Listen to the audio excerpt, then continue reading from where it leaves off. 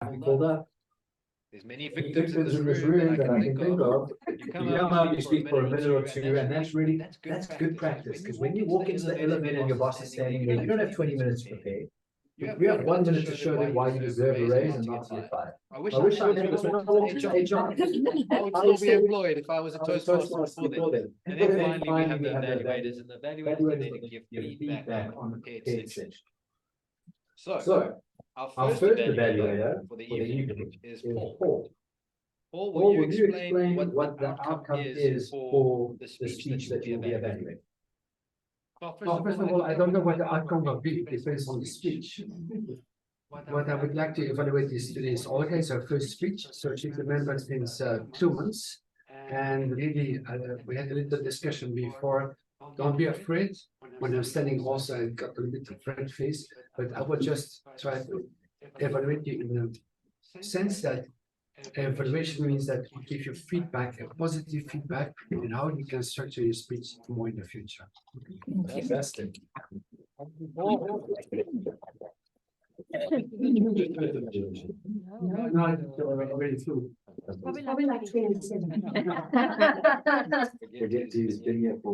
Okay, so when I introduce the speaker, there's a specific structure that we follow. I'll start with the person's name, their speech title, then their name. Don't ask me why, it's just been done like that forever, and I'll just follow the process. So our first speaker for this evening, remember, she's walking down the gauntlet of hair. Please give her a massive round of applause so that she feels welcome. Olga with her speech entitled The Great Journey. Unexpected transformation. The Great Journey, Unexpected Transformation.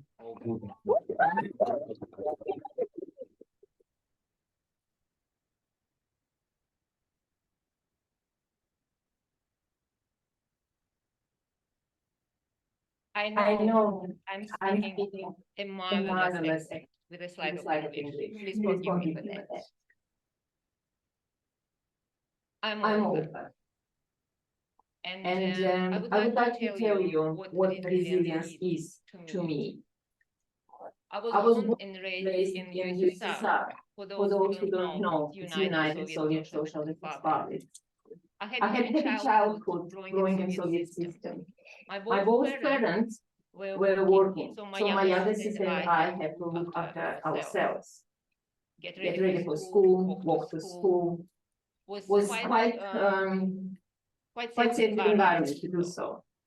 I was a very shy girl. And And often often I've been in my own world while my sister sister was absolutely opposite. I I was overprotected overprotected by my parents, especially by my father. For For my father, it was it was very important important to have an education. And only after this, we were allowed to choose our sports activity. If we fail in academics, there is no way we will do sport. Unlike my sister, I couldn't multitask. I couldn't focus on both. So sometimes my hunger was so huge to do sport that I allowed myself just to walk away from the books and dive in my desirable sport activities. Not for long though. As soon as my academics went down, I had to say goodbye to my dreams. I accepted the situation as it is, but not quite. I discovered for myself the power of chess. Who said that chess is not a sport? So I borrowed the book from my father and I started to learn the moves. But I needed a partner. So my loving father was that partner in my chess game. It's priceless moment.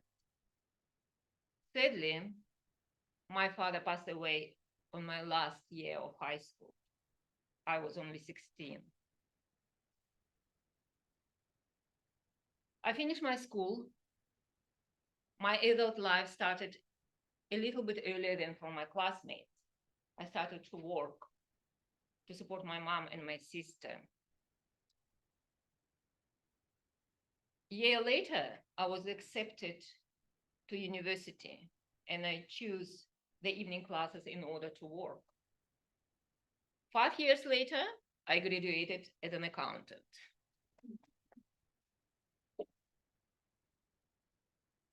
So I managed to get married. I have my 2 boys. I was a mom, a wife, and everything else. There wasn't even close to think about sport. But at certain ages, we think about our health, to be fit, to be healthy.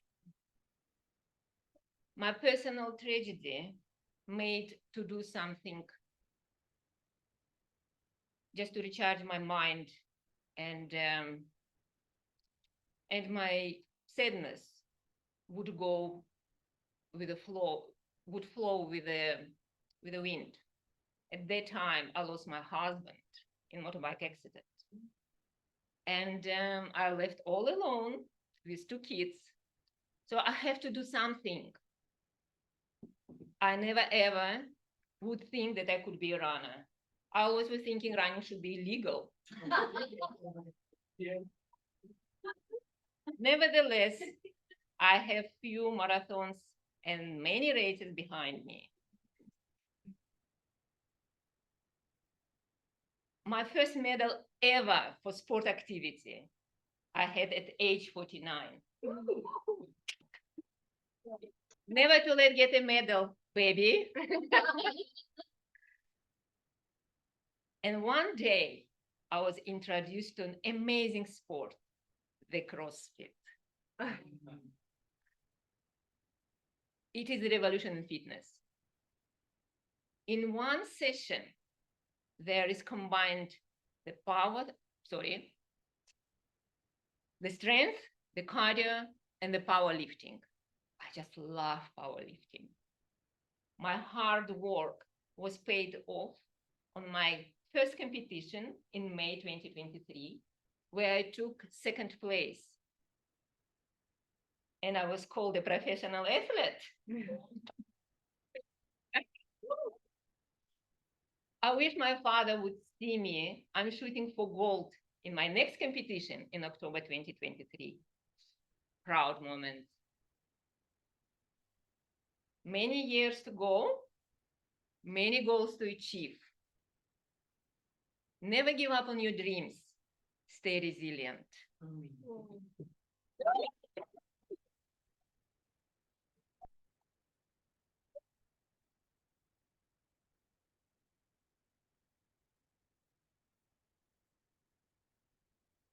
Yeah. So some of us have been here before, but others haven't. If you're doing your first ever speech, we do a standing ovation. So can we give you one more quick thing, everybody?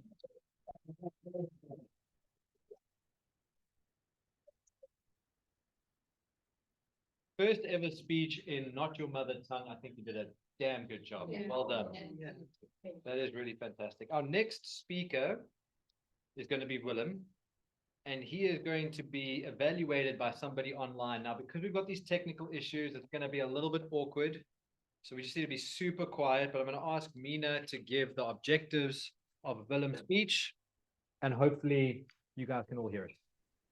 Mina, over to you. Thank you, Lawrence. Am I audible? Wait.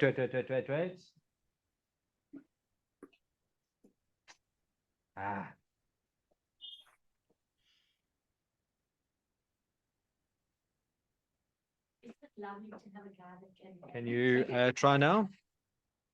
Am I audible now? No, what's going on here now? I think you spoke too soon, Michelle.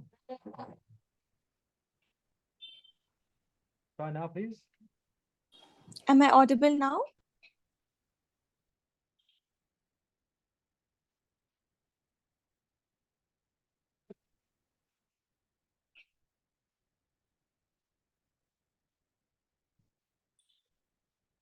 Mina, can you try again?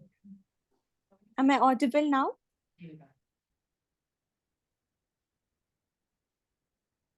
Just give a confirmation, verbal confirmation. Yes, you can go, Mina. Okay, am I audible now? Yes, you are. Thank you, Lawrence. Today we have William attempting his icebreaker speech. The objective of this project is for the member to introduce himself or herself to the club and to learn the basic structure of public speaking. With that, wishing you the very best, Toastmaster William, and over to you, Toastmaster of the Day, distinguished Toastmaster Lawrence. Thank you, Mina. There was a lot of Toastmasters in one sentence. Can we please welcome Willem with his title, Born to be a Hero, Born to be a Hero. Willem.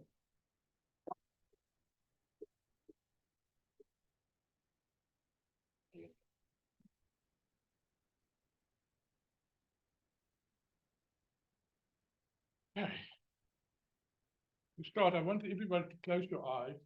Just imagine that you're standing in front of a mirror, you take a couple of deep breaths, and as you blow out, you see that vapor, cloud of vapor that you blow out on the mirror, and underneath your face on the mirror, write the word hero. Okay, for me, it started on a beautiful day in the spring of 1972. It was a Thursday, if I remember correctly, although I'm not supposed to remember the day when I was first born. On that day, there was a bright white light that pierced through the consciousness of this planet in a galaxy called after an ice cream franchise, the Milky Lane, or should it be the Milky Way? As the sound rippled through the universe, there's an anticipation that there's an announcement. And that announcement was that the hero was born. And it's with every one of us, it is like that. But the legend tells us that every hero is born twice. First, you are born from a heroine, your mother. And secondly, you are born from your soul the day you discover what your purpose is. And I want to ask you, have you experienced your second birth yet? When the universe heard the announcement of your first birth, they are actually holding up their breath to hear the announcement of your second birth when you discover your purpose and your bliss in your life. But as we go back to the earlier days, heroes also got dragons that they need to slay. For me, it was when at the age of 5, my parents discovered that I've got what I used to call active noise cancellation. My mom used to call it selective hearing. And so I was diagnosed with a hearing impairment. I had to wear hearing aids to hear normal. And then at about the age of 15, 16, I found out also that my eyesight is limited. I can only see like a tunnel in front of me. So that causes that I can't drive a car and all that. But we all have dragons. And that is the things that challenges us. And that is the things that makes us as heroes in our life, that makes us strong. So let's move back to present day, or actually moving forward. The day when you realize what the purpose in your life is. And that day, when you start to understand what your purpose is, you start having a dream. And when you have that dream, you start realizing that just to dream is not good enough. Because if we're just dreaming, we are actually just hallucinating if we're not doing anything about it. So here we are at Toastmasters because we want to do something about what our dreams are. If we go back in history, heroes would go to boot camps or training camps, and they will learn how to fight with swords and battle axes, to fight and to change the destiny of their people. But modern day heroes, we come to Toastmasters. Because we don't fight with swords and battle axes. Because we actually want to learn how to talk. We want to learn how to speak and to challenge that fear of public speaking. Because we want to learn how to change the people, the destiny of the people around us, one speech at a time. We actually want to learn how to change the lives of people around us, one story at a time. And that is why we come and we report to Toastmasters, to a local Toastmasters club, to learn that skill. And so maybe you sit here tonight and you think to yourself, I've got my second birth, I've discovered what my purpose is. You slay your dragons, and you can say to yourself that I've got a dream. But I want to challenge you tonight, what are you going to do about that dream? Because today is your first day, it's my first day. And tomorrow we can be better than what we were yesterday. Tomorrow we can have a better speech and we can have a better story to tell, to change the lives of people around us. So in closing, I want us to close our eyes again and imagine we're standing in front of that mirror where you write the word Here underneath. And I want you to breathe in that cloud of vapor, that word Here. I want you to breathe it in because you were born as a Here. Thank you very much.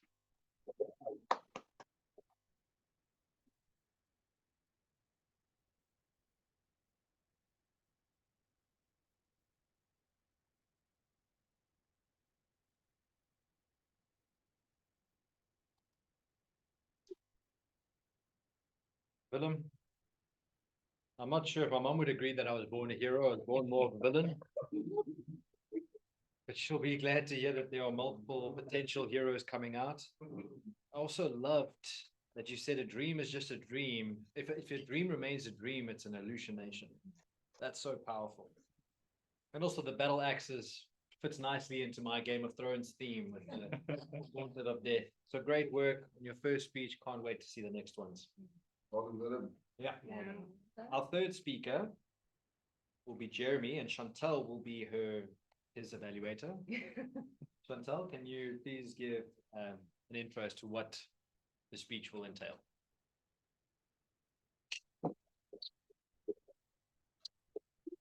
So Jeremy Hamilton is doing an icebreaker, and the purpose of this project is for the member to introduce themselves to the club and learn the basic structure of a public speech. Good luck, Jeremy. I can't. Sure, another icebreaker. That's fantastic. You guys are going to be ready to do the standing ovation for Jeremy, who is definitely a man. That's been confirmed. A fear, an invitation to love. Fear, an invitation to love. Please help me welcome Jeremy.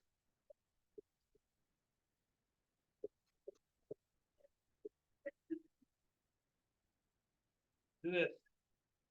Thanks, guys. All right, so where in life does fear hold you back? I didn't have an easy childhood. In fact, I was born with severe asthma and eczema, and I had to frequent the hospitals quite a lot because my sinuses were all messed up. I missed a lot of school. At age 4, my parents got into a divorce. They haven't talked after. That wasn't really good. At age 6, I was crying for such a prolonged period of time that my mom decided it was better for me to live with my father. I wanted to take care of him, not just because he was damaged because of what had gone wrong in marriage, but I could feel his pain. And his pain went deeper. It was actually a much darker trauma that he had in life. But I wanted to take care of him as the hero, never also born to be. I couldn't heal my father because he needed to heal himself. My mom had moved away from where I grew up, and she actually founded a new family, and I wasn't really part of that. There was domestic abuse there. That wasn't really good. Needless to say, I grew up with some quirks. I had a big shadow in my heart that, well, it was a big shadow. At age 22, I had my first burnout. At age 25, I had my second burnout, which resulted into a depression that lasted a few years. As part of that depression, I decided to uplift my spirits, take some drugs. Nothing happened, went into bed, and I woke up, but something did happen. In fact, I had a psychotic episode.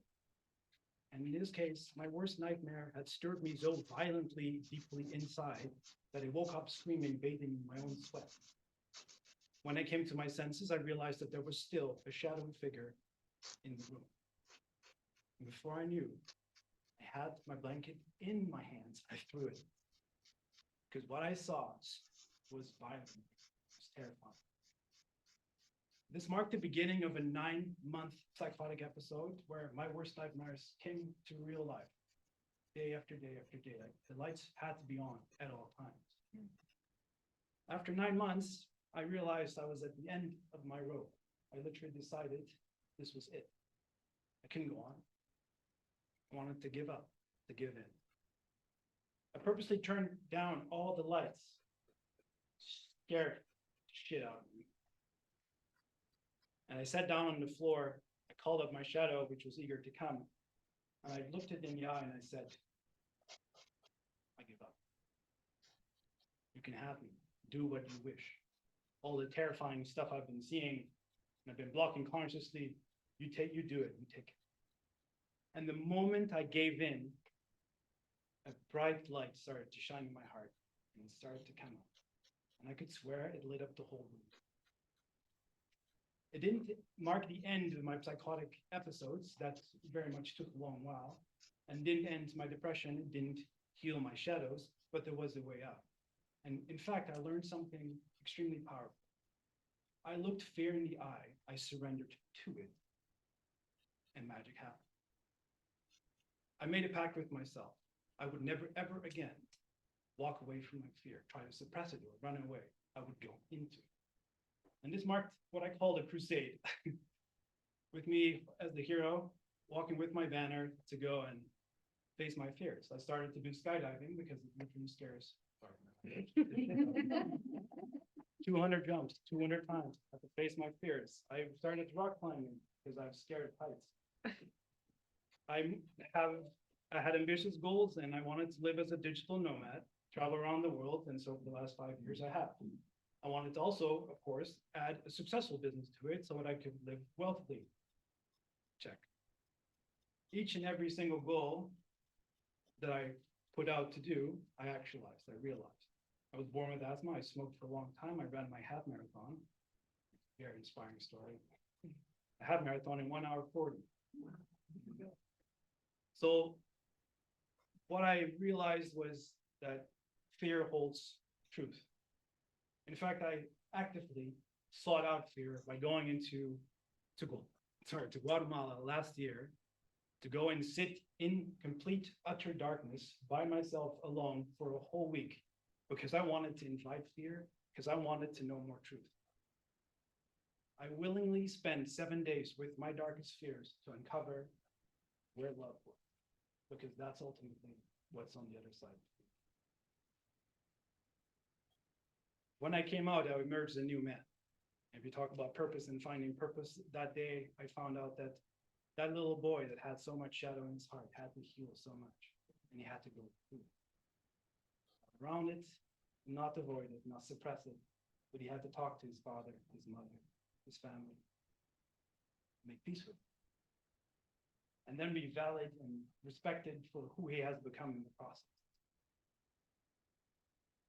So my speech is called Fear. It's an invitation to love, because once you realize that you can actually move through fear, you can identify that you are the person that's able to realize your life.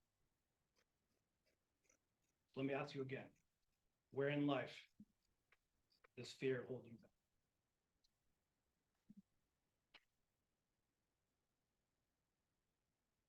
That's fine.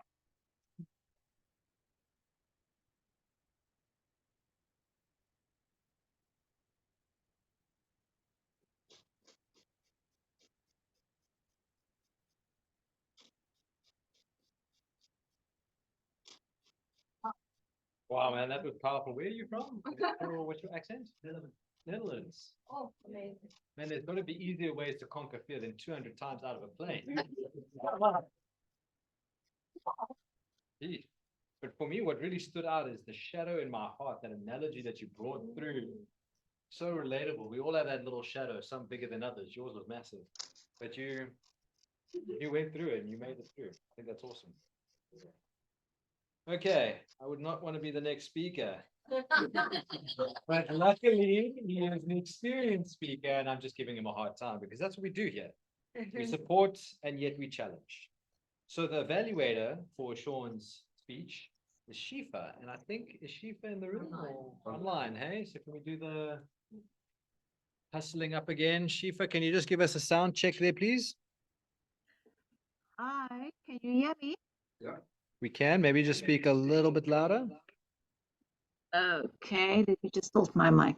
That's How's really good. that? That's perfect. Okay. Okay, great. Well, good evening, everybody. I'm coming to you from Central Asia this evening, and it is my honor and my privilege to evaluate Sean's speech, which is the purpose of this project is to learn or review basic methods for writing a speech with a defined purpose and to present a well-organized speech on any topic. And with that, I want to wish Sean everything of the best. Over to you, Sean. Fantastic. Thank you, Shifa. So we don't have an icebreaker speech, so no need to do the standing ovation, which is fantastic. But Sean, welcome. Failing better, Sean. Enjoy.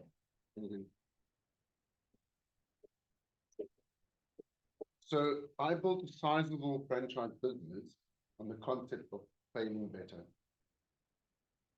When I was in Cash Crusaders and I joined the company, I had identified that this company needed to get into the technology age. They weren't where technology would be. They didn't even have an IT consultant or an IT manager. They had an outsourced company that came and like loaded programs on the computers. I said, guys, we need to be in the business of IT. So I changed the motto of the business. I said, we're going to be an IT business doing franchising, not a franchise business using IT. And it was premised on three things. It was about the first time you make a mistake, it's an experience. The second time you make that same mistake, it's a choice. And the third time you make that same mistake, it's a commitment. And I didn't want people committed to making mistakes. I wanted people to fail better. On the 26th of March, 2020, South Africa went into lockdown. We all had to go and take a break. What we thought was going to be a 3-week break turned into 66 days. We were all sat at home and we were wondering what was going to happen. Was South Africa going to come back to work? And all that time that we were sitting at home, franchisees had staff that they needed to pay, rent they needed to pay. And every night we would sit in front of the TV waiting for our president to come and have a family meeting. I never had a family meeting in my life before the president decided what family meeting was. I didn't know what a family meeting was. Suddenly I had my president give me family meetings. And he could not tell the time. Well, he couldn't arrive at time for a meeting, but his 3 weeks were a lot longer than my 3 weeks. His 3 weeks were 66 days. We came back to work on the 1st of June, and we were a lot lighter. Some of us were a bit heavier.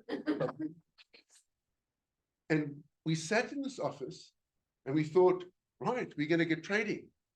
And then we had this wonderful minister of a trade and industry called Ebrahim Patel, a great guy. If you want to have open-toe shoes that you can't sell. And you could buy a vest if you walked to the counter and said, I'm buying this undergarment. But if you walked to that same counter and said, I'm buying a vest, you couldn't take the vest. It had to be an undergarment. Ebrahim Patel said, hey, thanks for coming back to work, all of you guys, but only online retailers can trade. Physical bricks and mortar retailers not allowed to trade. So I went on a Zoom call with our franchisees and I said, guys, we can't trade. And my franchisees, we had closed 2 stores already. I had franchisees that were at their wits' end. They had no money. They hadn't made money. In a retail business, you make your money at month end. We closed on the 26th. We didn't even have the payday of March to make money. So there were 3 paydays that we'd gone without trade. And the franchisee said, what are you going to do? In my infinite wisdom, when we went into lockdown, I had it in my head, I said, online's going to become big. And you know that about 10% of the people were using online before lockdown. And by the time we ended in lockdown, everyone was trading online. Everyone had put their credit card details into a computer because that's all you could do. So I said to my franchisees, we will get our online system working, but we didn't have it. We had a catalog that you could show product online. We didn't have a fulfillment. You couldn't go and make a transaction with paying. So during lockdown, I said to my guys, work on a replication system. Now in Cash Crusaders, we sell second-hand products and new. But when you have a second-hand product, you only have one of those. So if you have two people that go at exactly the same time and make that purchase, one person's going to be ecstatic, another's going to be bitter. And I said to my chairman, when I came back, I said, we cannot make our online system live because the old adage in marketing is, if you can do no good, at least do no harm. So I said, we have to get the replication system to work. So I asked Joe, my IT manager, I said, Joe, you've worked for these 66 days in lockdown, and I've paid you. Hey, good guy. How are we doing with this replication system? And he said, I'll get it working for you within 30 days. So I told all my franchisees, I said, guys, within 30 days, we'll be trading. 4 days before this deadline of the 30th of March, I'm driving in my car merrily down the road, thinking life's good. And I get a phone call from Joe. The guy's sobbing on the phone. Puts the phone down. So I pull over the side of the road. Said, Joe, sorry, man, our line broke up. You sounded a bit sad, like, what's going on? He says, the replication system doesn't work. I said, Joe, like, just calm down. And I could feel my stomach just like sunk. It was like I was going, oh no, what am I going to tell my franchisees? What am I going to tell the chairman? So I said to him, Joe, what's the problem? He says, it just doesn't work. We can't get the replication to work. Now, we had built all our own IT systems. We built our own point of sale system. We built our own replication because those weren't commercially available in the market. So I said to him, Joe, I'll tell you what you're going to do. You get all the developers together, the ones in India, everyone around a table. Tomorrow morning, we're on a call and we're going to do this. He said, but I feel such a failure. I said, no, Joe, you're not a failure. When I hired you because we failed better. We're going to do this. So I went back to my office, grudgingly went back, and I sat down in the seat of my chairman's office and I said, I got very bad news. When I told him what it was, he said, what the flower? He said, that guy's an idiot. I said, no, he's not. He said, because this is the moment that we have waited for to see if the culture of our company stands. I said, the moment you turn around now and look for someone to blame, that's when our culture's out the window. And he said to me, what are you going to do? I said, I'm going to go and sit in my franchisees. We could only do this on Zoom. And I'm just going to tell them, this is the facts. We've tried the best we can, and we're going to rebuild it. So here's what happened is, Joe went back to the drawing board. Within 30 days, we rebuilt that entire thing, and we went live with Click and Collect. That we did this massive TV campaign, and it pummeled the profits in because suddenly people knew what Click and Collect was. No one had seen that in South Africa. So you could buy something online, and we would open the store door, and as you drove your car past, we'd throw this thing into your car. And that's how we failed better at Cash Crusaders.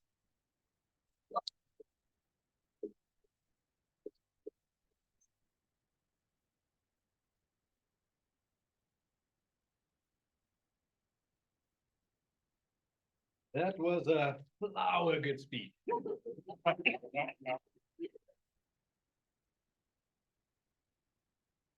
Now, Sean, you're playing a dual role tonight. I see that you're the evaluator for the next speech. And the next speaker will be Catherine. Will you give us the description of her role or what she's trying to achieve for tonight? So Catherine is doing a second speech. And it's about, I'm looking for, it's a speech of purpose, and I'm looking for how Catherine does body language, innuendo, tone, connection with the audience, and just how the speech comes across. Fantastic. So our final speaker for the prepared speech section tonight, Catherine, are we as humanity living consciously enough Are we as humanity living consciously enough? Please help me welcome. Yeah. So I'm starting right, yeah. So Mr. Toastmaster, fellow Toastmaster and guests, are we as humanity living consciously enough?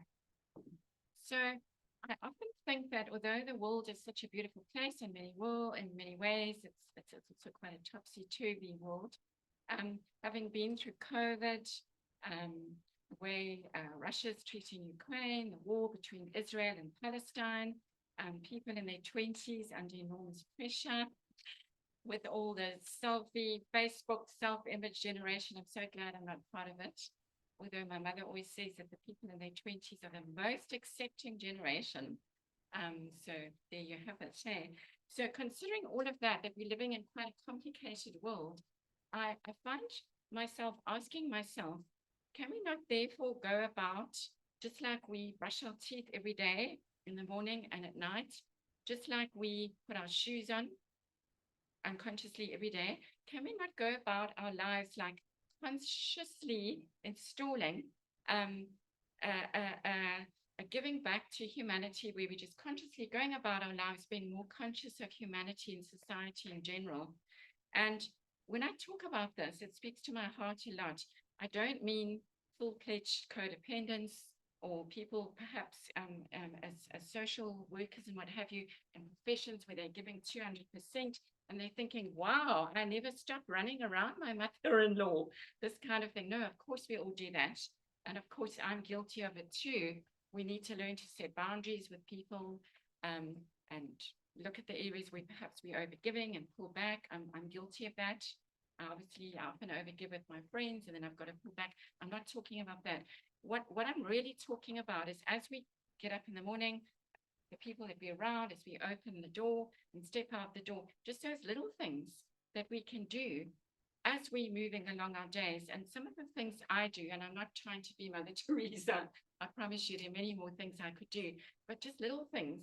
As we step in the lift and there's a person right there, we could just say, sorry, what floor? Something like that. Giving the person next to you a huge smile, greeting people, seeing that our co-worker is looking a bit down, asking our friends, just, are you okay? These kind of things. We are so blessed in the building where I live in with the most wonderful cleaning staff in the buildings. And every time I step out the door, there's somebody cleaning the floors. And aren't they just as important as our lawyers, our social workers, our presidents, our teachers? I find myself often saying to them, thank you for keeping this building so clean. As I step in the lift, they're cleaning the lift. Oh my gosh, I have to say to them, thank you. I don't have a proper mirror in my flat. It's beautiful to be able to look into this mirror that you're cleaning every day. And please, I've got these magazines I've read. I love passing on magazines. Let's care and share with them. Just those everyday things that we can just do. They take 2 minutes. Another thing I always think in winter, our guards have this tiny little guard house. It takes 2 minutes if one's made a pot of soup to run down and just say, hey, here's a mug of soup for you each, these kind of things. So I remember during COVID times thinking about this a lot. And recently, I don't know if any of you listen to the radio, but Rachel and Jonathan are my favorites, and they're on early in the morning. And their topic was about love. And they asked people to phone in and give their takes on love and everything. And I found it quite interesting because, again, I began to think of this. So I sent them a voice note and I said, Rachel and Stephen, I love you guys, but please don't play this voice note. I actually don't like being the center of attraction. So you can talk about it, but please don't play it. But what I forgot is I actually said that after the second voice note. So I said that and I said, I think that we can all be much more loving every day as we go about our lives. And just like we're cleaning our teeth, putting on our shoes, doing these things consciously, can't we consciously just be conscious about what is around us, just as we're going about our everyday lives? If somebody desperately needs help in our work environment, are we really that busy that we can't just stop for 2 minutes and reach out and say to them, how can we help? Are those going up just now? Yeah.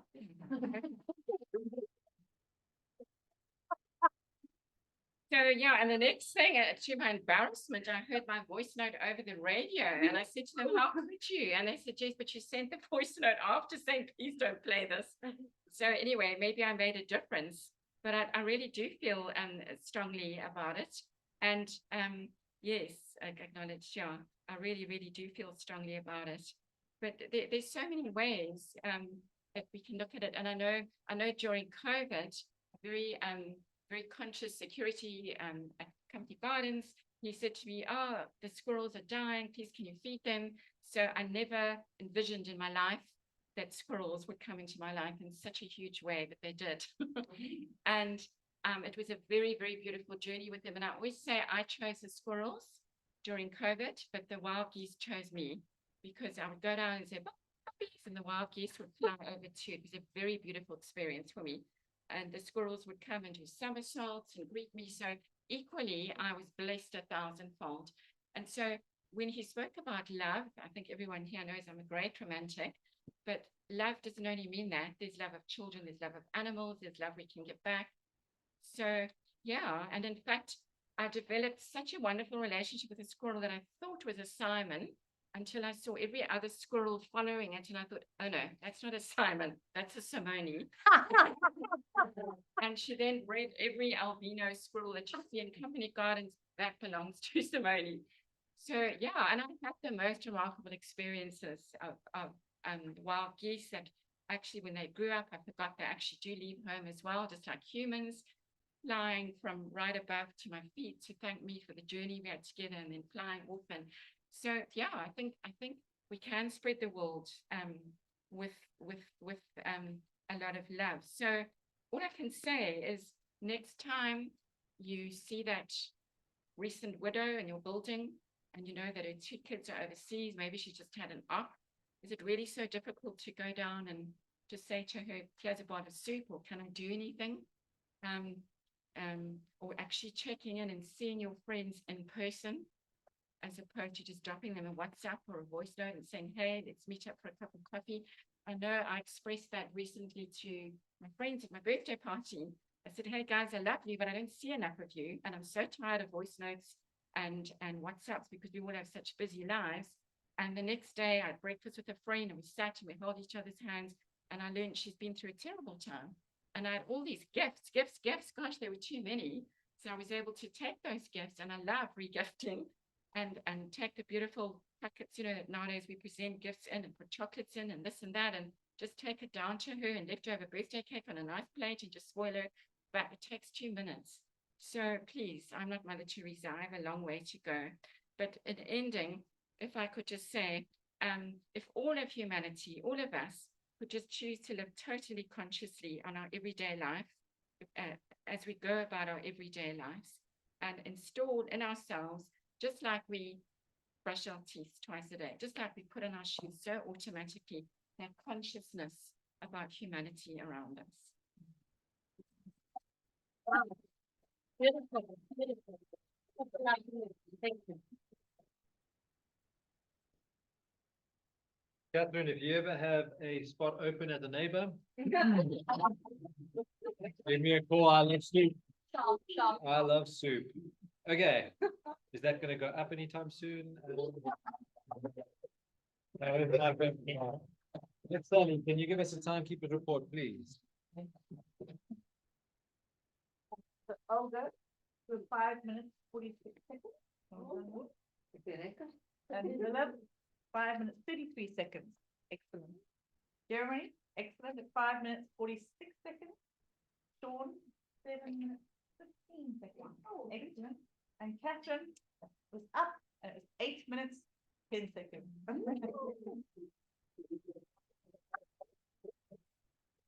You might have noticed that there are these little pieces of paper in the middle of your desk.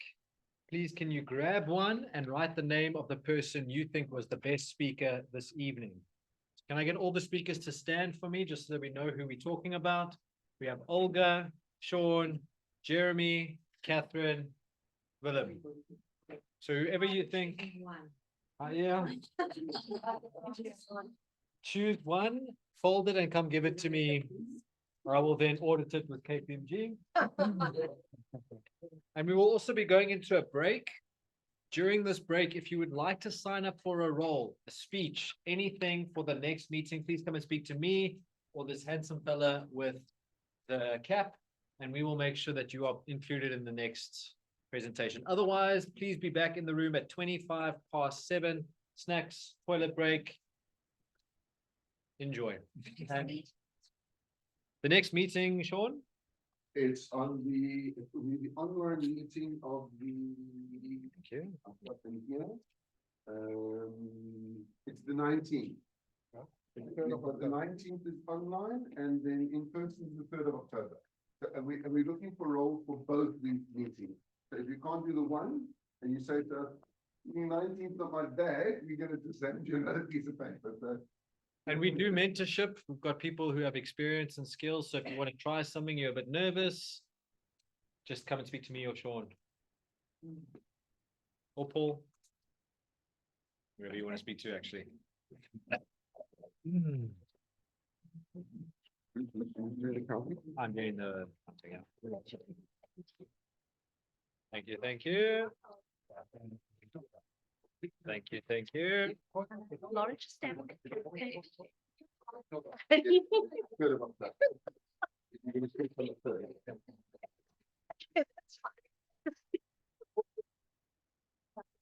Your head's chopped. There we go. You can come bring it in. Thank you, thank you.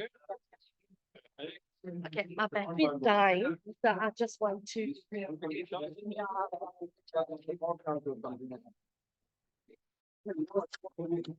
there an extension? Sorry, do you have an extension? People?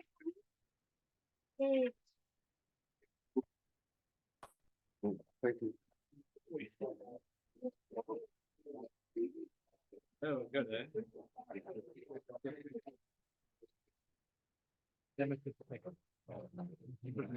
Yeah, sure.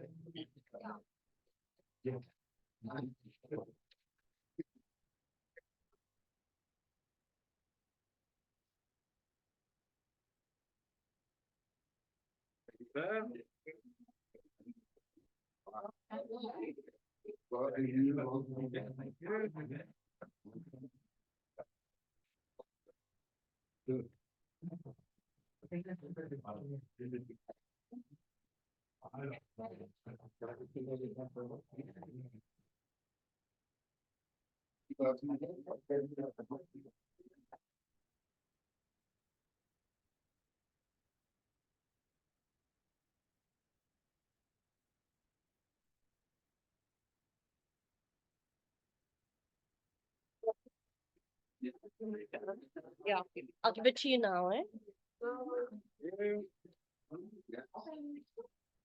There is a trivia as well for. Extra hiding. Thank you.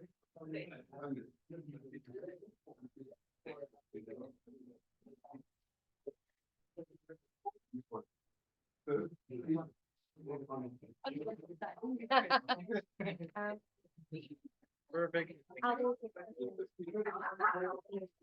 yeah.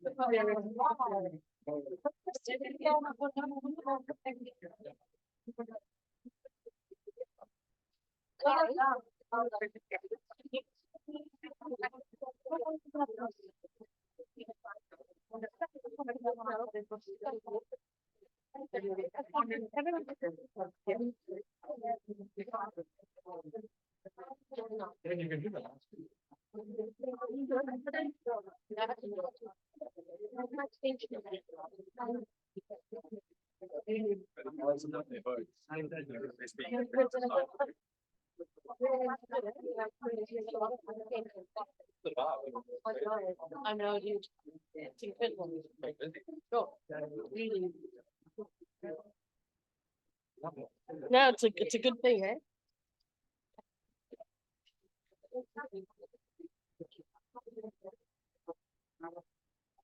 Thank you.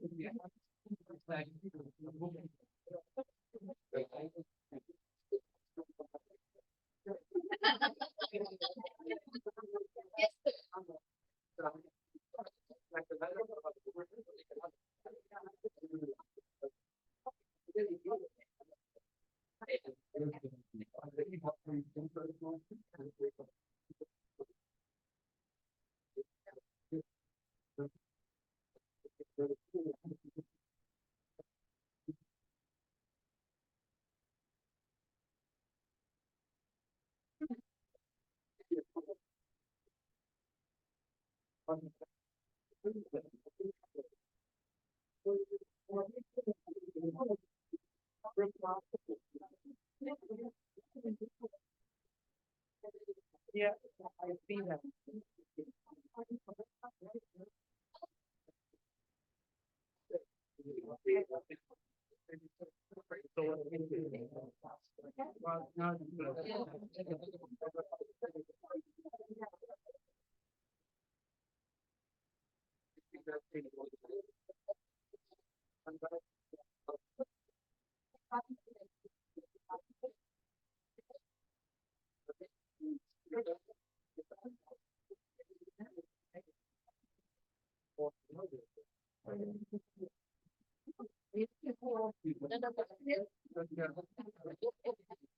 Another vote? As an online voter. Ah, you're a star. Oh, thank you. That's not online.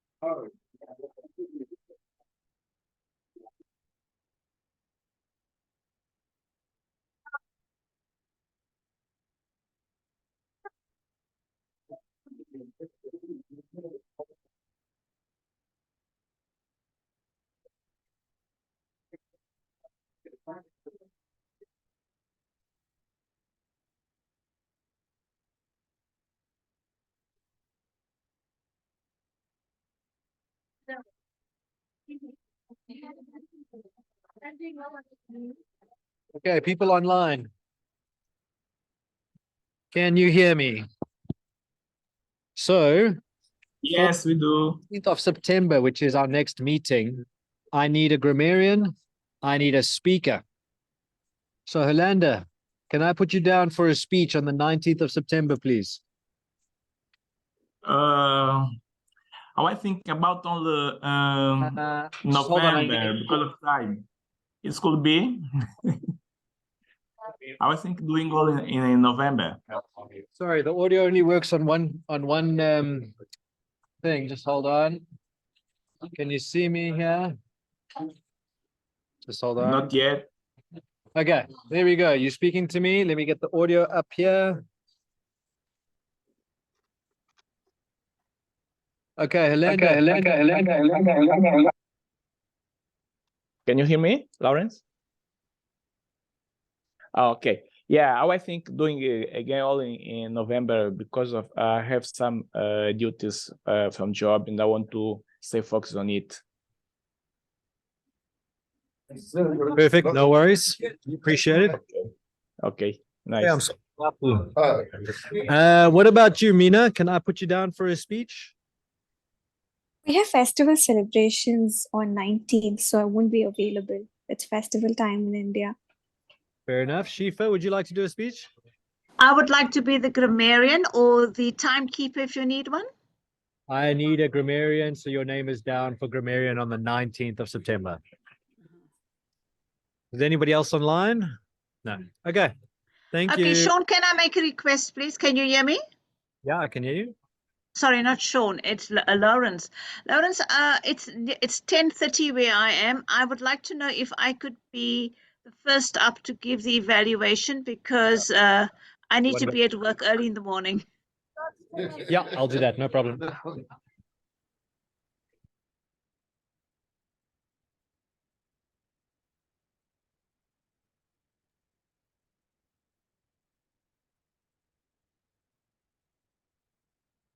Yeah.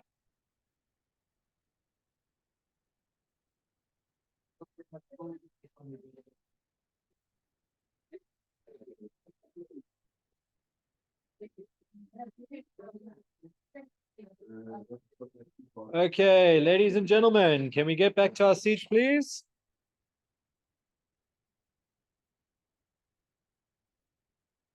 Anybody know how to whistle?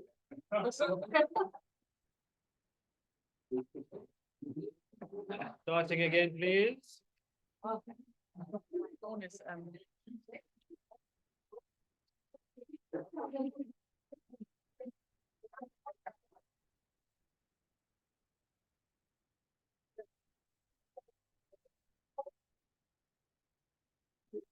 There we go.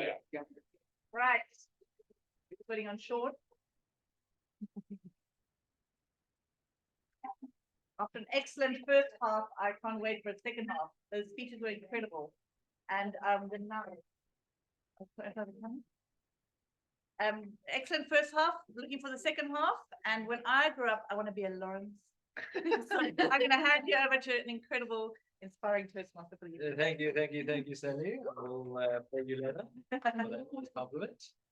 So because FIFA is in I think Central Asia or wherever you are, we're all very jealous. And because the time is quite late there, she's requested that she does the valuation first so that she can sleep. So, Sean, can we just ensure that the audio is working there, and then Shifa, we can give her a chance to give her evaluation. Over to you, Shifa. Thank you. Can you hear me clearly? Yes, we can. Okay, I can't see the timer. It would be useful if I could, if the timer could be visible to me. Otherwise, I'll time myself. Cameras here, so can you see it now? Sorry, can you just remind me? Can you just remind me how much time do I have? You've got 3 minutes. I've got 3 minutes. Okay, all right. Okay, here we go. Am I audible? Yes. Great, thank you. Okay, so it has been a real pleasure and a privilege to evaluate Sean this evening. And what struck me about Sean's speech were the 3 things that he asked me to comment on in particular, besides the normal things that an evaluator would ask for. So Sean requested ahead of this meeting that I comment on his body language, his causal connection, and the impact on the audience. And I must say that he did really well in all 3 of those. So I'm going to direct my evaluation to those particular points that he wanted commentary on. So first of all, Sean, what an amazing storyteller you are.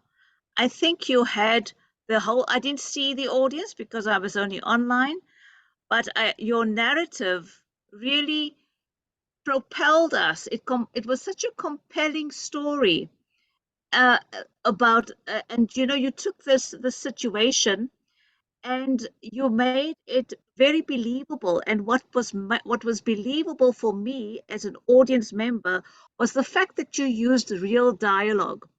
And when you want to write an effective story, dialogue and characterization is what makes a story compelling. And you did that expertly. So very, very well done on your characterization in your tale, because that is what kept me personally invested in the story. So, for example, you said, when you introduced your characters, you said, Joe, you've worked on this for 66 days in lockdown. So that real kind of dialogue inline, that makes it really effective. And you said, oh no, what am I going to tell my franchisees? Also very, very real, very human story. So, in terms of your body language, there were moments when you stepped outside of the line of view, I couldn't see you, but I think you used your hand gestures unconsciously, but also to emphasize the point that you were making. There was a point when I saw you actually driving the car, and I saw that happening. So that I thought was a good thing you did. And just in terms of your presence, you don't have to do much in terms of body language, Sean, because you command the space that you take up. So it's very difficult to ignore you. And as I say, your voice is strong, it's commanding, and you have a real presence in terms of that. You don't have to make too much effort. Okay, I can see that it's nearly red. So just my suggestion is, please look at your audience online. You did not make eye contact with me, so I did not feel like I was part of your audience. So, and also I thought that your closing perhaps needed a bit of polishing. Back to you, Toastmaster of the evening.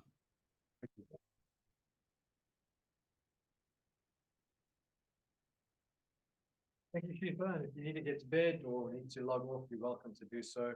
Thank you for joining us from the Middle East. Our next speaker, who was evaluated by Paul, is on the chopping block. So please can I ask Paul to come and give their evaluation, please.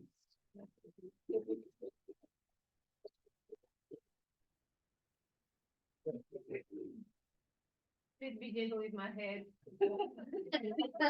In fact, I'm wondering what I need to say.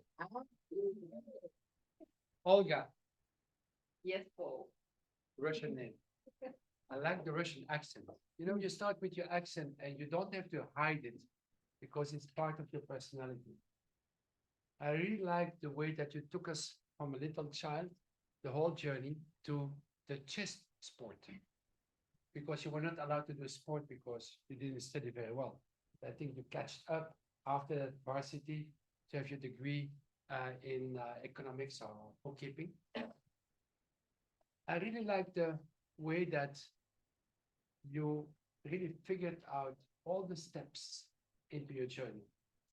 Sad steps, like your husband died with a car accident, and you left with 2 kids alone, and you have to do it, you know, on your own.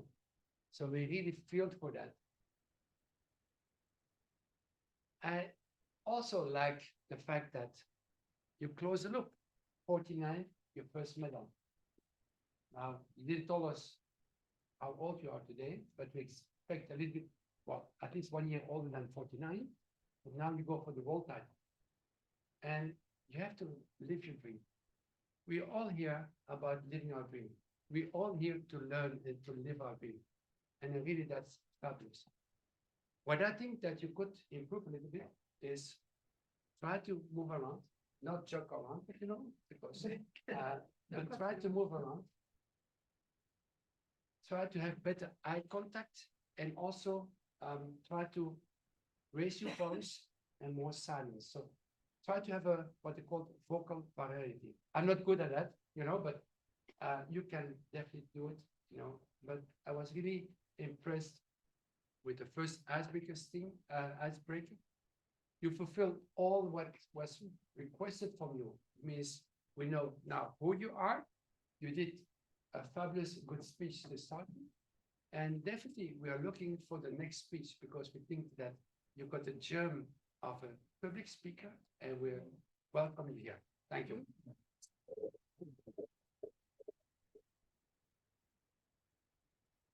Thank you, Paul.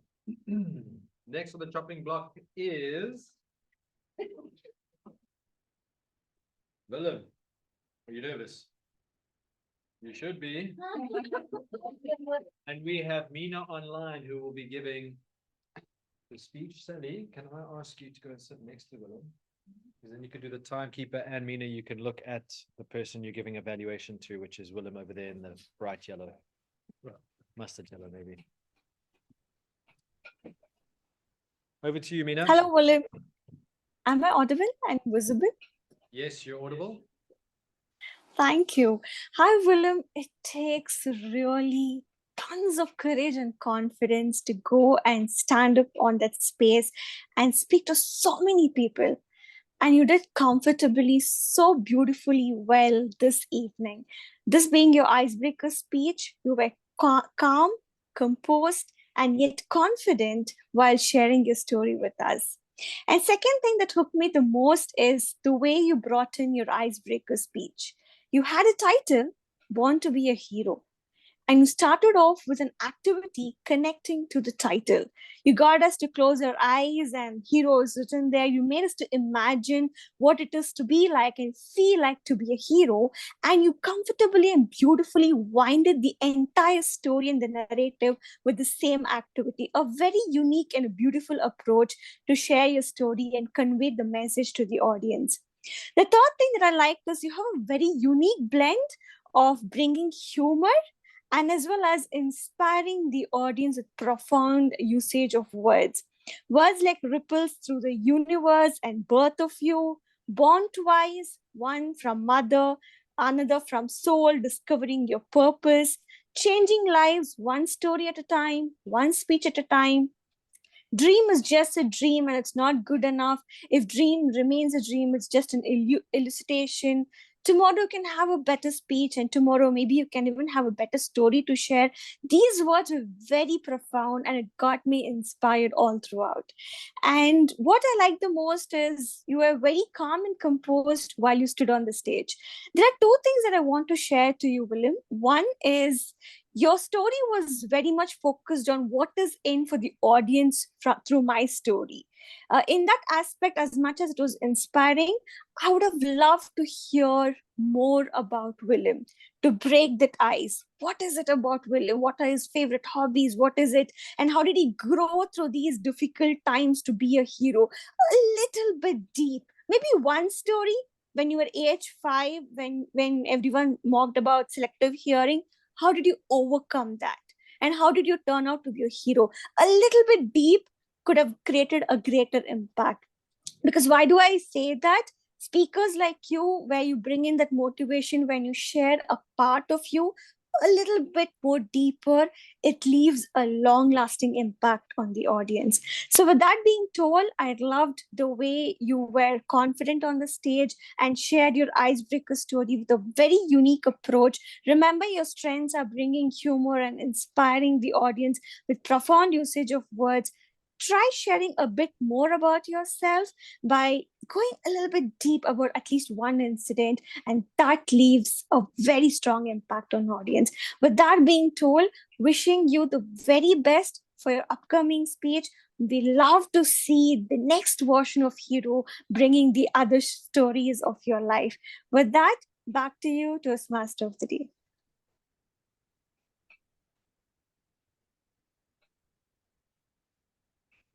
Fantastic, Veena. Thank you so much. The next victim is Jeremy, with the evaluator being Chantal. Chantal, you're over there. Can you give her a round of applause?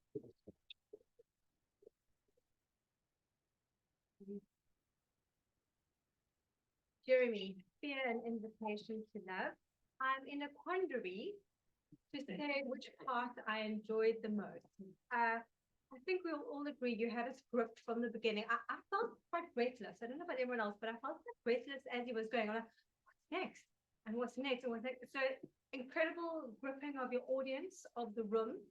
And I was always left wanting to know more. So you had me spellbound. That's why my notes aren't actually that great. I was like, so there's quite a lot of gaps in my notes because you really had me gripped, which is an incredible ability as a speaker, and you have that already. So well done for that. Thank you for sharing your story, for being so open and vulnerable. It takes a lot. It's incredibly brave, overcoming the fear, which was the grip of your story, but that you could actually share that with us. It's a privilege to hear everyone's story. So thank you for entrusting us with your story that you told to us. Your path is persuasive influence, and I think you have a real gift for it. I think you're on your way. So just carry on the trajectory that you're on already.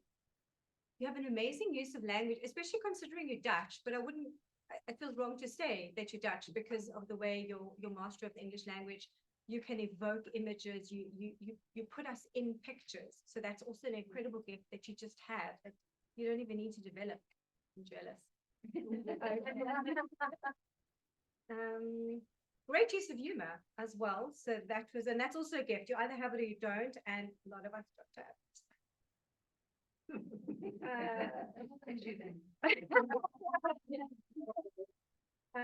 Okay. So you said you wanted some feedback. You've actually ticked all the boxes. What we're looking is for clarity of speech, the spoken language, which you did very well there.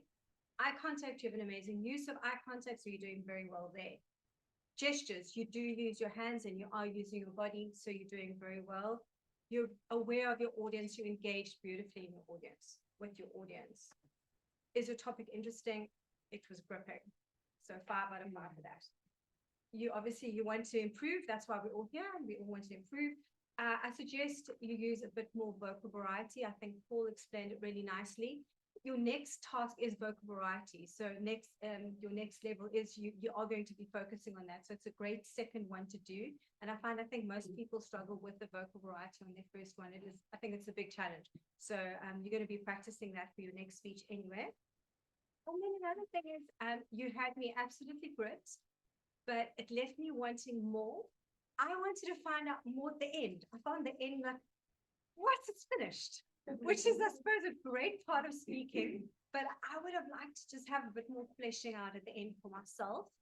I'm not sure about anyone else, and you can ask your trainer or whatever as well, but I was left wanting to know more. So perhaps just a bit more explanation at the end. Well done, and I can't wait to hear any more. I can't wait to hear more of the speech. Great.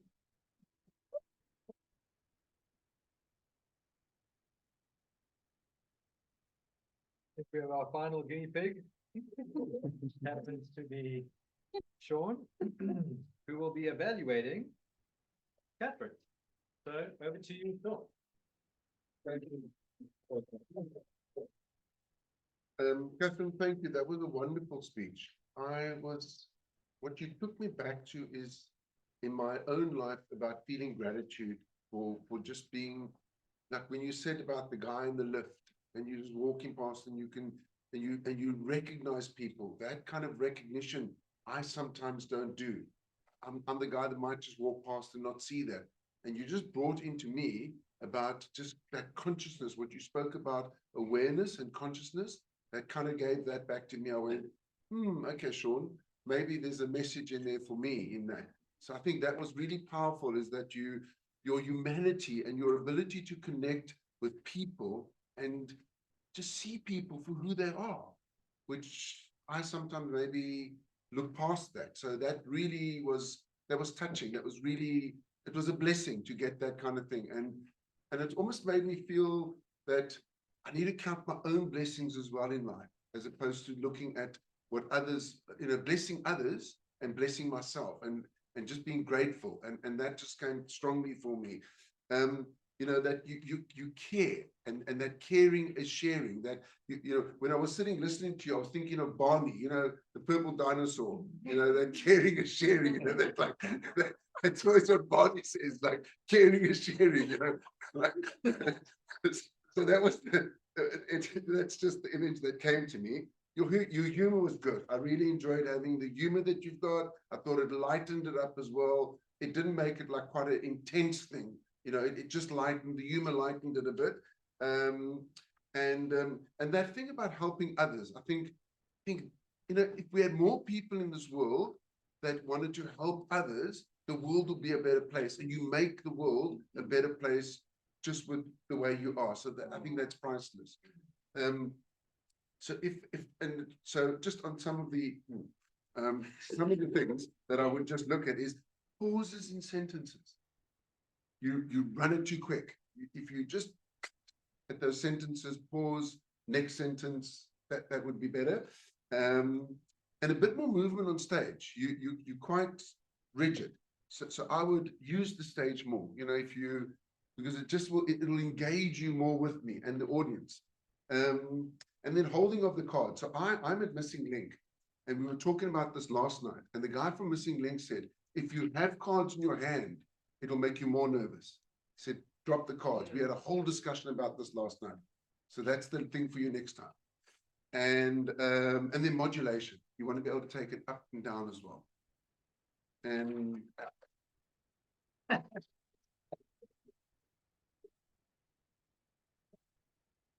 Sean, you make me laugh on that belly laugh that you had. You could just tell you really loved Barney when you were on. But also, the first time Sean spoke, he spoke like this. It was very professional. We made it through Cash Crusaders' most difficult financial period. Now he's like this, and like, oh, coming alive. I love seeing it. I've made a few more pieces of paper available. These papers are multi-purpose. For one, we want to vote for the best evaluator. Can I have quickly all the evaluators just stand up again? We've got two online, Mina and Shifa. And then we have Chantal, Paul, and Sean. So write the name of the person you like most, send it to me. Otherwise, the other purpose of this little piece of paper is if you like something someone's done, write on the piece of paper and give it to them. It's like a small compliment in a pocket. And while we're all busy writing, Sally, can I ask you to give the timekeeper's report for the evaluation section, please? Shifa, who's not, I think she's left off, she's gone offline now. She was 3 minutes 21 seconds. Paul, 2 minutes 10 seconds. Mina was 3 minutes 10 seconds. Chantal was 3 minutes 20 seconds. And Sean, 2 minutes 51 seconds. Thank you. Thank you, Sally. Now to, I think, the most fun part of the evening, but most people dread this part. Remember those times when you were in class and your maths teacher would say, who knows the answer to this question? And everybody's head just goes. Everybody avoids eye contact because no one wants to be caught out. No one wants to be the next victim. Now, Willem, you're going to be doing the table topic session. For those newcomers, that's our fancy word for impromptu. And the point of impromptu is not to come here and rock it like Sean or like Jeremy or like any of the prepared speeches. We understand that you have about 10 seconds to come up with the speech, so it's going to be overwhelming. The point is to come out here and face your fear. We need to speak for a minimum of 1 minute. So once Sally raises the green flag, you can then stop talking if you like. But please try and speak until at least the 1 minute mark. And then 2 minutes is the max. Willem, do you have a list of people that have... No, I'm just going to pick them by the table. Really on the spot. So, oh, come up here. Let me help you with this. It's not be a bit intimidating. So do we have an experienced Toastmaster, someone who's been here for a couple of times? Claire, that will be the first victim and show us how things are done. Okay. Okay, Claire, you can come forward. You mean I don't get my walk of the gauntlet? Topic. Okay, so the topic for you to talk about is when is it time to stop calculating risk and rewards and just do what you know is right?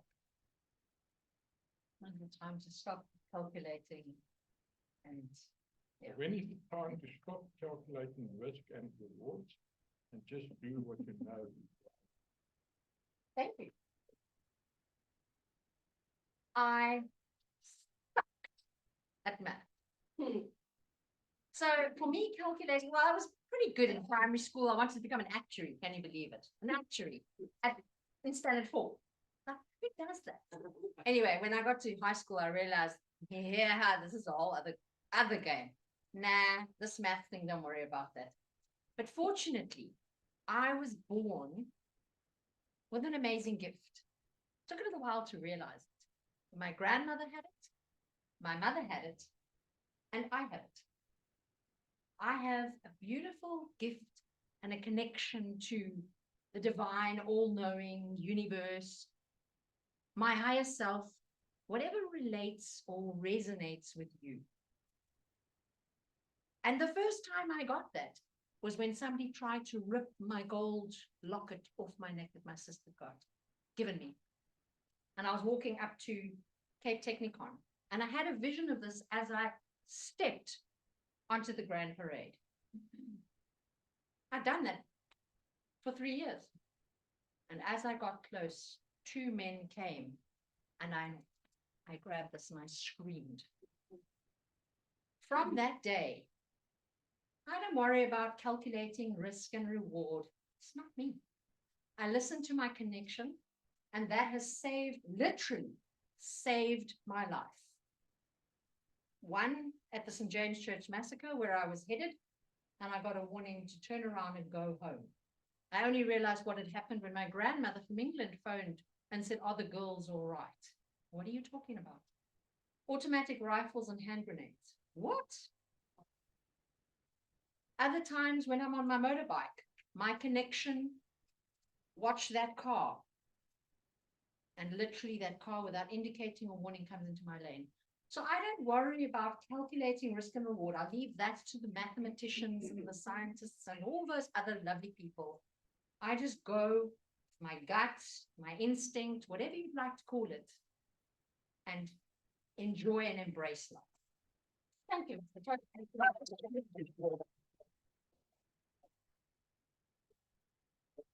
That's the way to live with your gut. Okay, that table there, we've got a lot of visitors there. We've got a visitor that's going to nominate himself.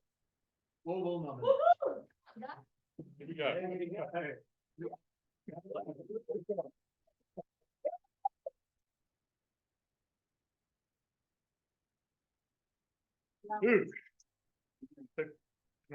choices. So your thing to speak about is, the choice you need to speak about is, would you break the law to save a loved one? Oh, Yeah. wow. Sure.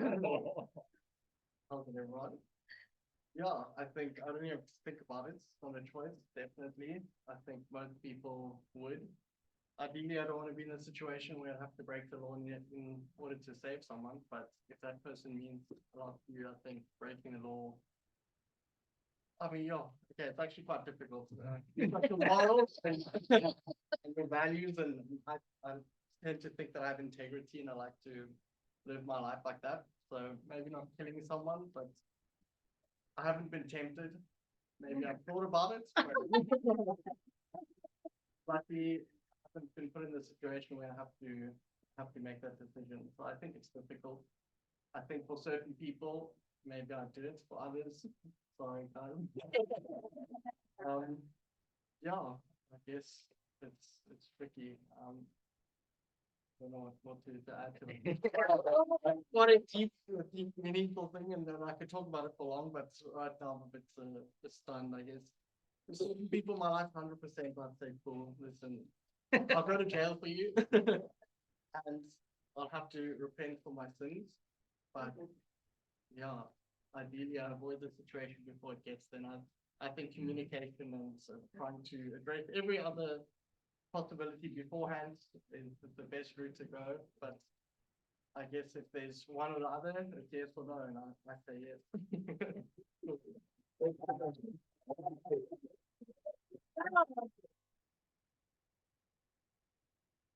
That title over there, you got a minute there, Paul, eh?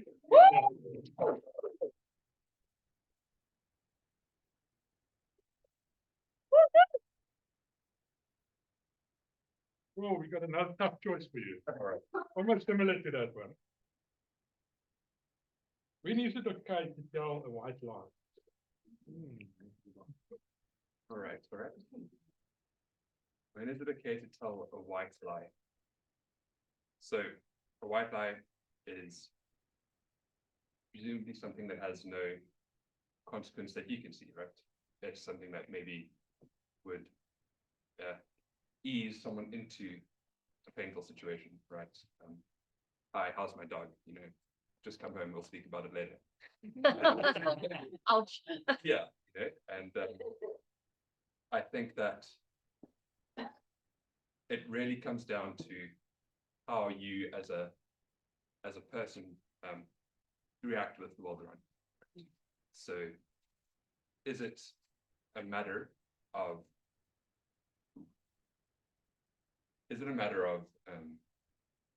telling people that you really love and care and engage with, easing them into situations, building a narrative, and also truly it comes down to there's humorous situations. So I'd gladly tell a white lie if it builds some humor, if it builds into a good story, and if really I can have some fun and lead my friends down various pathways.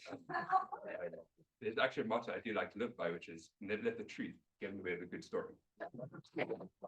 I think badly tell a white lie, and hopefully harmless. So we'll find out. Thank you for this title here. Nobody. No, I'm good. No, I'm so good.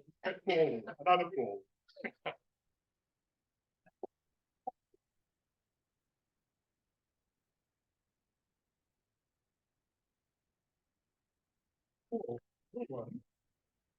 If we learn from our mistake, why are we always so afraid to make a mistake? I'm not afraid to make mistakes. I made so many mistakes in my life that tonight I'm here. I had built companies, I had companies who fell down, but I never tried to make 2 or 3 times the same mistake. I allowed all my people to make a lot of mistakes. And sometimes I really allowed my people, and I know that they will bang into the wall, and I allow them so that they can learn of the mistake. I enjoy mistakes. And no, I'm really serious about that. I enjoy making mistakes, but not stupid mistakes. The worst in life is, as an entrepreneur, is not to make a decision. You make a decision with all the knowledge that you got of the market, of the field that you are in. You make the best possible decision, and 50%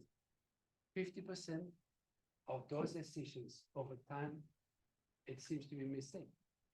But at least you took the guts to take a decision. The worst in life is not to take a decision. So, guys, who loves to make mistakes here? Who loves? Only a few. You should all raise your hands to say, I love mistakes. So what do we say? We love mistakes. Love mistakes.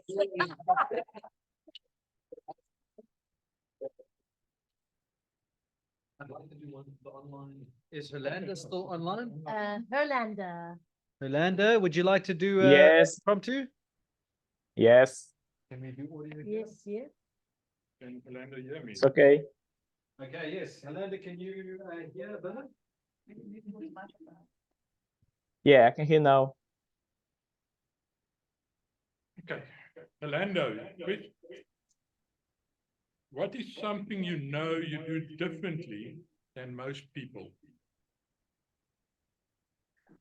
Could you repeat, please? What is something you know you do differently than most people? Okay. Let me see if I remember something. Okay. To take the breakfast, I can tell you that I take the same breakfast for 5 years. It's the same, don't change. So this is the thing I can do differently from most people, to take the same breakfast during 5 years.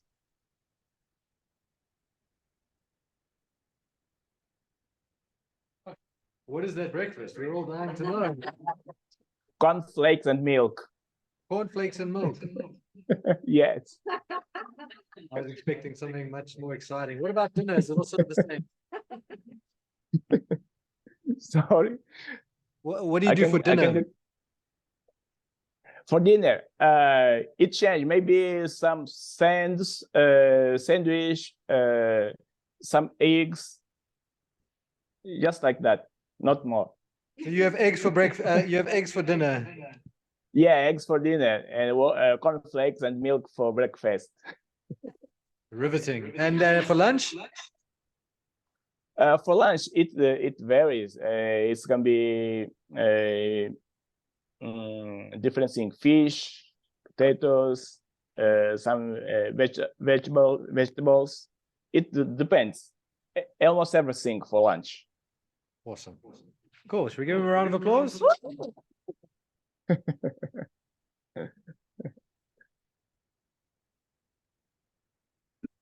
Thanks, Willem, for playing your role and then disappearing very quickly. I've now lost my paper with the results of the speakers. Yeah, I've got a bunch of papers here. Okay, fantastic. So, Willem, thank you once again. I think that was a really fun table topics, as it usually is. We would like to also take that little piece of paper, the multi-purpose one I spoke to you about, and let's do the vote of the best table topic speaker.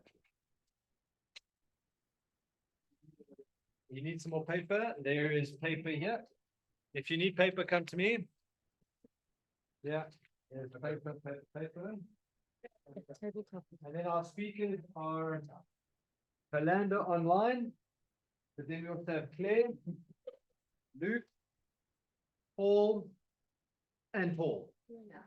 So how are we going to differentiate? You're Paul G. I put Paul G on his actual name tag. Okay, so he's Paul G. Tall Paul is Paul G. Short Paul is old Paul. I mean, there's many ones I can call. It's Paul E. Oh, here we go, Paul E. Okay. So you can just leave your, maybe just put the.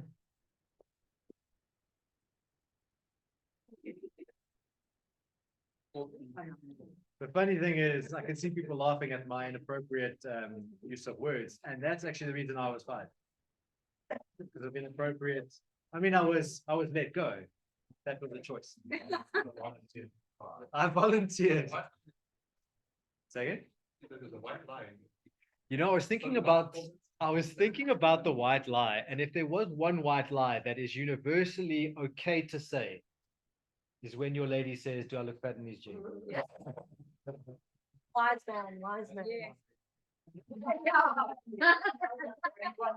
How long do I want to live? Hey, Sally, can I ask you for the times for the deadlines, please? Okay, 2 minutes, 16 seconds. Luke. 1 minute, 31 seconds. Paul G is 1 minute, 28 seconds. Paul, 1 minute, 18 seconds. And Helanda on screen was 1 minute, 30 seconds. Thank you, Sally. Now, for everybody that is playing a role, if I could ask you just to save some time, just stand up where you're at and give your feedback from there. So we'll start with the R counter. Oh, I forgot who that was. Okay. So nobody broke my record. Your record still stands with me. Sally, 4 ums and ers. One which is great. Chantal, 7 ums, 4 ers and a so. Lawrence, only 1 so. Then Catherine, 3 halfway to go to get me. So's there were 4 and there were 3. Olga, there were 3 ums and ers and a 2 so's. Jeremy, there was only 1. Wow. Excellent. Sean, 10 ums. Shiva had 2 and a that. And then Paul Gorman had an and 2 ers. Luke had 1 and 1 and Paul G had 3. Well done.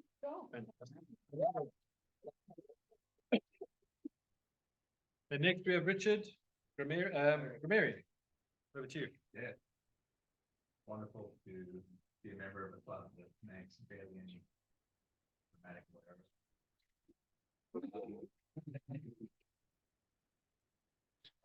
Work today, losing hope.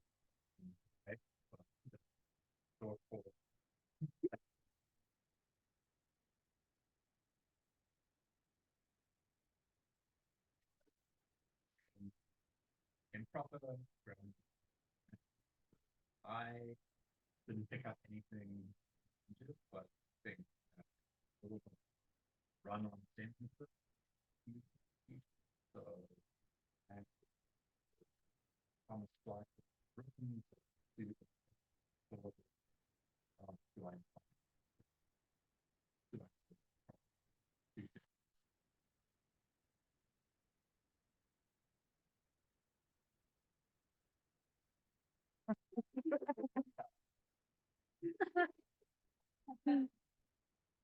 that would be my suggestion. And look at quotes worth saying. That is a long one. Lauren, not for your impression, but for impression. Enjoy it. Oh. Let my family go to win. Willem, you have many say, you can access my calendar.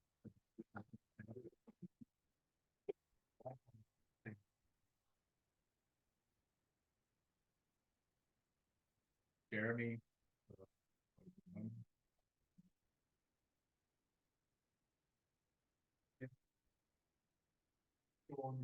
His 3 weeks were a lot longer than my 3 weeks.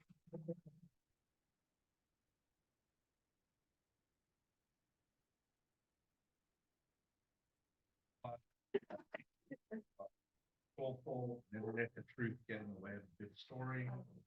I've made so many mistakes that tonight, yeah,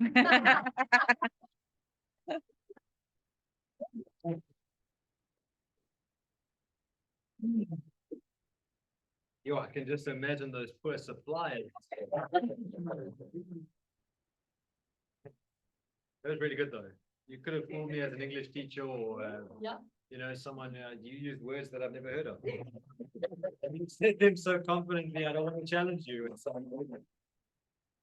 Okay, what is next? The Fine Master. So Catherine's favorite role. Catherine, who's in the north?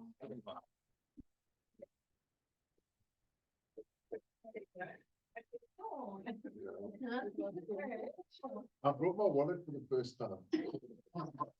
Well, right to be at the door by trying to give me 3 rolls. Thanks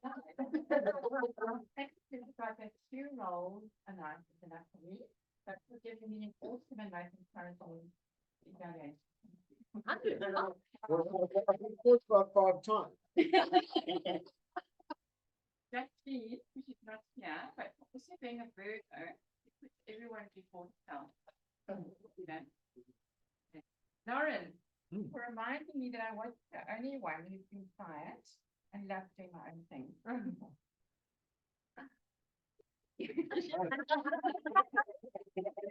I owe you. Yeah.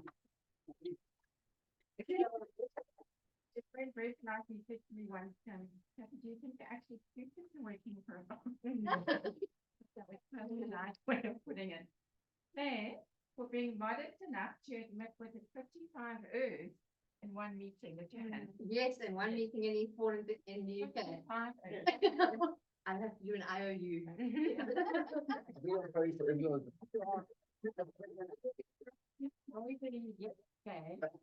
And I grew up as a Cullinan manager of last year. We could find Sally because she started with whose venue and Well, Sean paid for me. He's my he's my bestie, you know. But lovely. I know all about what we're going to do about our dreams. Awesome. A lovely one to hold that into. Thank you. Jeremy, for using that beautiful word quirk.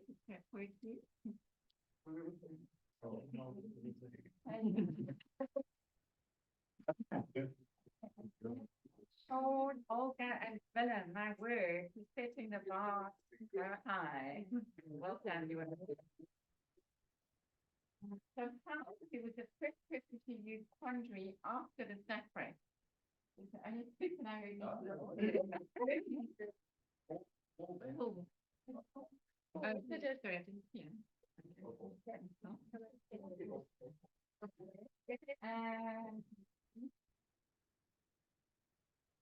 Lauren again for forgetting that these pieces of paper are also a big Turkey tradition to give to the speakers, the people who did their speeches, Sean, Kathy, Jeremy, Willem, Olga, to give any feedback that you wish to, which can carry that power. So they're awesome. If you just want to run around, give them to the speaker, just with a comment or two, and we just take them home. They're so precious. So you again for forgetting. And myself, okay, for being very hard on myself for making mistakes and on everybody else for making mistakes. Sorry.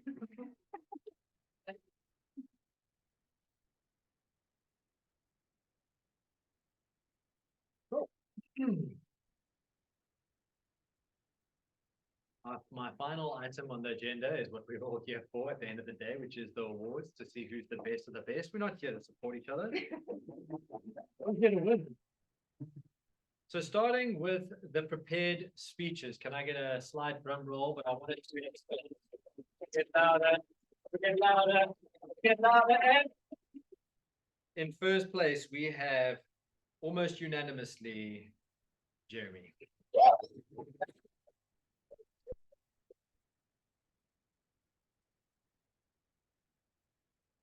Other than 6 votes, you got it all. So, but there are 2 honorable mentions. So Olga and Willem, you guys shared the 6 points that were remaining. So congratulations.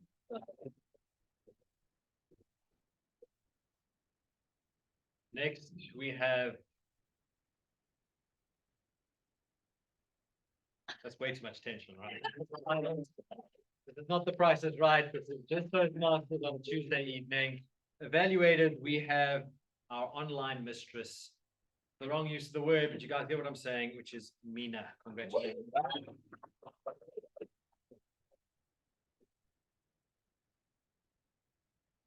Honorable mention to Chantel. Oh, should we do the? Sorry, they get. Come. You never leave empty-handed here. We're like insurance. You always. So here's a thing that you can.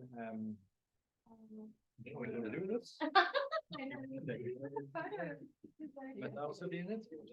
Yes, you will be in it.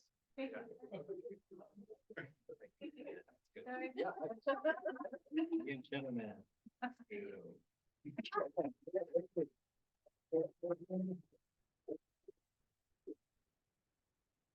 Mina, can you just take a screenshot of this? You can share it with friends and family. Bit fair? Maybe. But yeah, to the lights, because it's reflecting. Good. That's better. There we go. Down, down, down. Making the lights down. No, tip it. Yeah, that, and then forward. Oh, like that. There we go, there we go, perfect. Cool. And then table topics. Can I get a drum roll?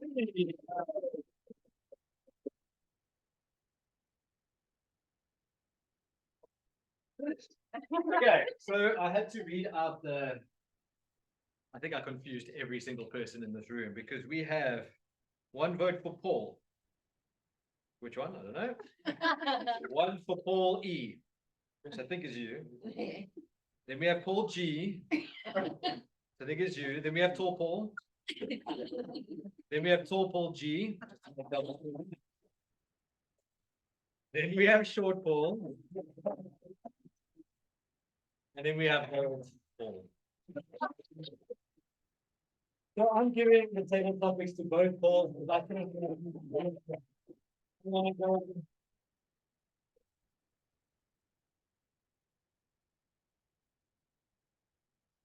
There you go. One, and you are taller when you're standing. Yeah, back to back. Yeah.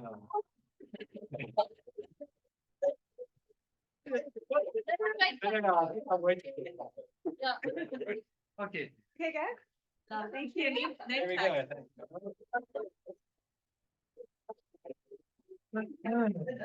Okay, if I can leave you with one last quote before I hand over back to our president standing in, that sometimes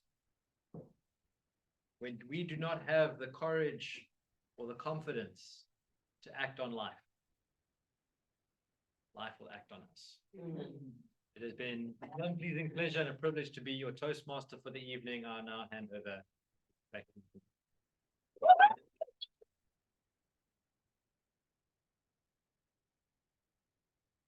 Amazing.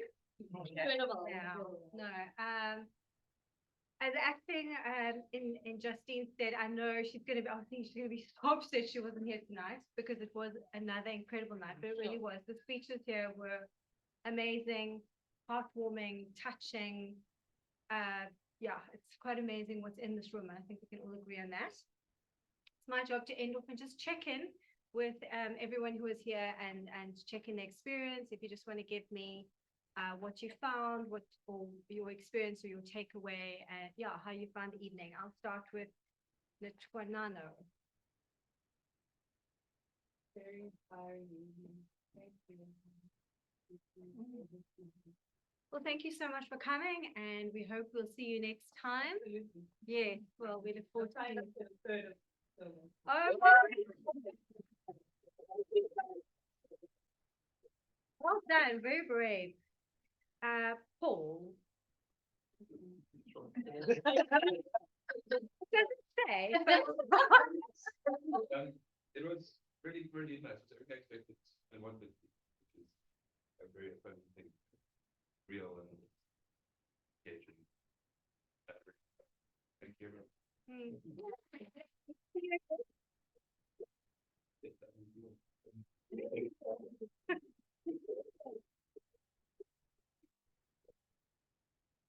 Luke? I'm used to just sitting in the background and listening and observing, so a little bit different. I think I've got multiple personalities because at work I can't do that, and for some reason I tend to talk, but yeah, I think it was a bit nerve-wracking, but really enjoyed the in-person experience. And awesome group of people, and I feel like each meeting that I've gone to, you get a different story from all walks of life. I think that's one of the fascinating parts of it. I'm fascinated by people. Already putting experience and opening up my world to what Yeah, I completely agree with you. I did not expect that of Toastmasters. I think we came here to learn public speaking, but you delve into people's lives. It is actually quite a privilege and not an aspect that you take into consideration or know about. Yeah, thank you. Yolanda. Tonight was nothing sort of amazing. Thank you so much, everyone. I look forward to coming back. Thank you. I didn't know that there existed a group of people who love talking as much as I do.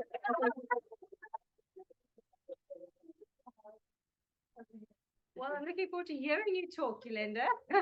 Did you put your name down on the sheet? It was cool. No way. You can take my spot. I'd love to do the in-person one, only because online we work with 2 kids in the background. So yeah. If you want to, you can put yourself on mute. So it might be hard to take part, but I think I can speak for all of us. Every time I've listened, I've gained tips, and you kind of get comfortable with the process. Whereas before it was very strange to me. I found it like, oh, what tabletop, you know? So it's quite nice to get comfortable if you're up for it. But otherwise, definitely we'll see you in a month's time in person then. I'll join online as well. I just want to see. Just put it on mute. Yeah, yeah. Oh, and you can put the video off. You can just lie in bed. I can stop it with you if you want, because you're talking on the 3rd. I can stop that round if you want. Yeah, if she'd like to. Awesome. Yeah.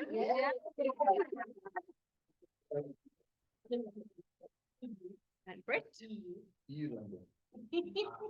Yeah, it was great. It was really interesting, and just to see so many diverse characters. Yeah, we're diverse. Funny, inspiring, really just all personalities. Yeah. Thank you, Brett. Hope to see you again. Yeah, do you have a role?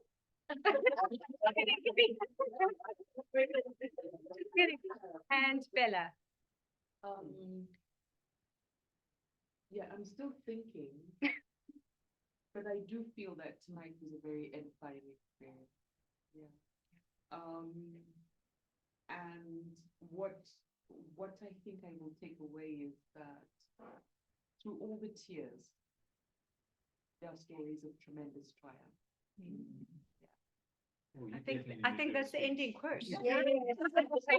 Copywriter and content creator. I think I'll end up on that, Bella. That's more needs to be said. Thank you very much. Thanks for coming. And I'm like, oh, do we have it? Yes, we have for Orlando. Where do I? Here we go. Orlando. No. Orlando's been here. Oh, Orlando. He's